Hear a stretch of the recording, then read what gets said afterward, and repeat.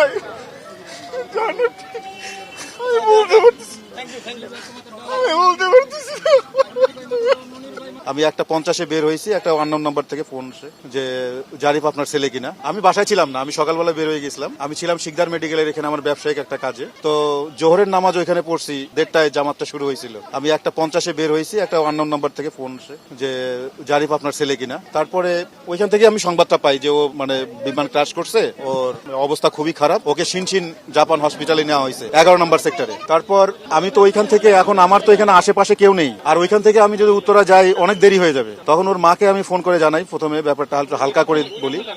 এবং ওর বোন ছিল হলো ক্যাম্ব্রিয়ান অ্যারোনটিক্যাল স্কুল কলেজে পড়েও। ওকে বললাম যে মা এরকম তোমার বন্ধু বান্ধব সহ ওইখানে যাও, জারিফের সম্ভবত এই ঘটনা ঘটছে।